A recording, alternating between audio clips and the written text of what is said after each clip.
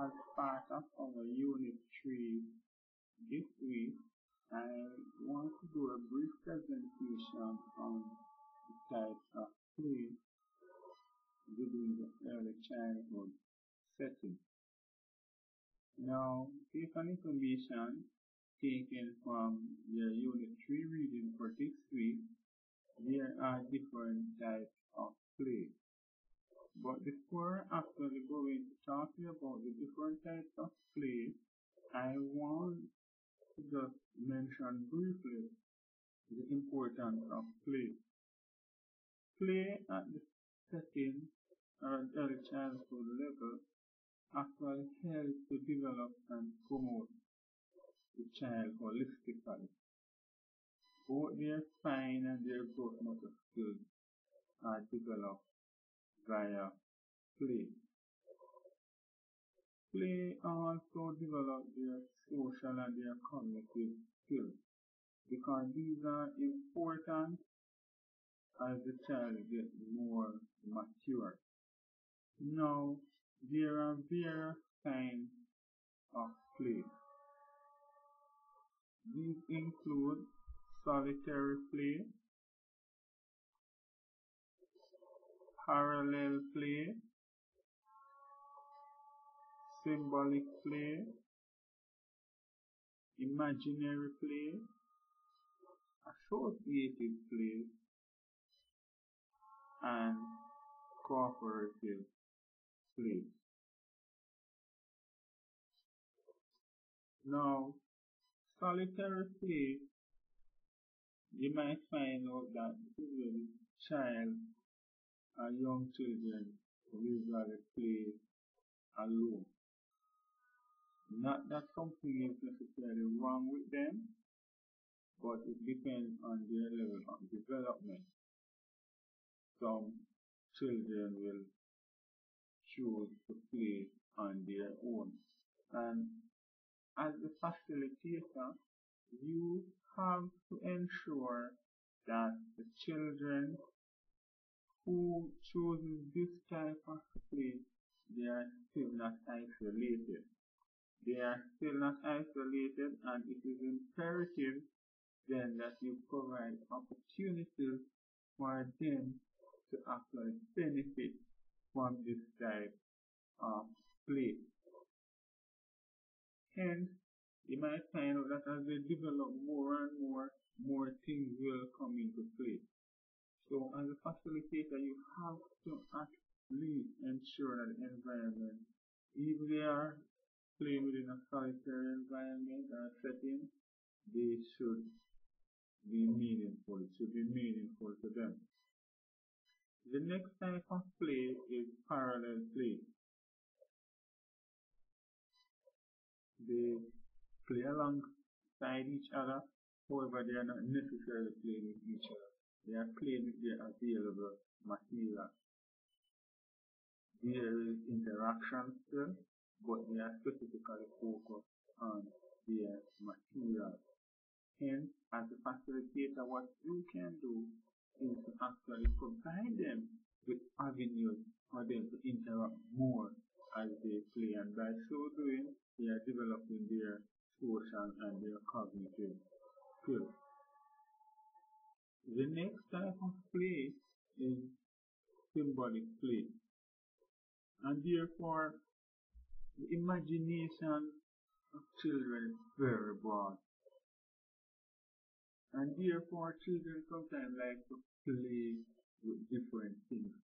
They might like to play with the teddy bear, they might like to play with the ball, they might like to play with the bat, and they are imagining things as they play. And therefore, within this setting and this kind of play, you as a facilitator, you have to capitalize on this in terms of building and developing their intellectual capacities and their critical thinking skills, because once they start to do this type of play, then they are actually using their imagination more. Even working at the abstract level, they might be thinking and reasoning at the abstract level as they continue to imagine things. The next type of play is imaginary play.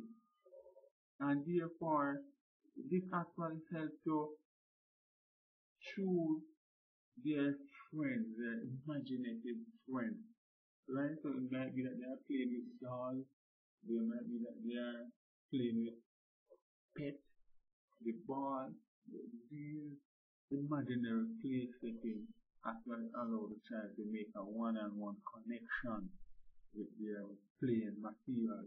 Not that they are isolated, but they are building their intellectual capacities, right, as they imagine things. So that's what imaginary play actually helps to broaden the intellectual scope. The next type of play is associative play.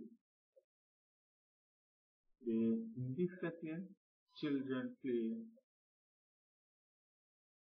in different groups, but they have similar goals in mind, right? They have similar goals in mind. You might be playing one, they might be playing with the ball, one might be playing with the bat, one might be playing with the toy, and you might find out that they are associating with each other. They might exchange the play material and the means of interaction. So therefore, as a facilitator in this setting again, it is imperative that if you notice a child who is using the manipulative, you might want to actually let that child pass over the manipulative to another child to help develop that mathematical skill.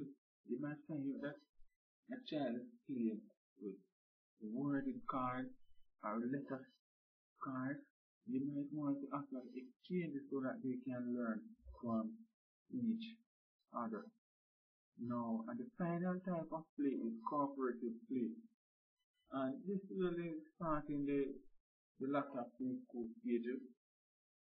And this play is really centered around the goals of the group. And children move from being cell within a self-centered setting based on information taken from our unit 3 to one of social interaction, where they are no longer by themselves, but they value the need of friendship, they value the need of association, of interaction, and they might have to even realize that they might not agree with what the person is doing, but they compromise and work within the interest of the group. So this type of feeling refers more to the advanced stage within preschool setting, where children are actually developing a level of higher responsibility.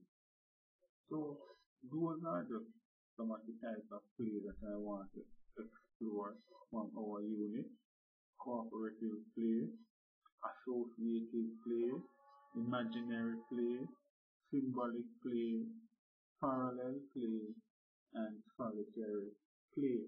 And I want you to be cognizant of the fact that as the facilitator, as the teacher, you have to select the play-based approach that suits your learner. You might even find out that you might have different types of play within the classroom. You might have solitary play, you might have parallel play taking place, you might have cooperative play taking place, but as a facilitator, you have to ensure that learning is meaningful. And to do this, you have to actually be creative. You have to be innovative. You have to observe the children carefully. And once you realize that, oh, this is what they are doing, let me use this opportunity to capitalize on X, to capitalize on Y. Because there is no one best approach or practice. You have to use various methodologies and approaches to ensure that you provide the students with the best learning opportunities. So, once again, thank you very much for listening.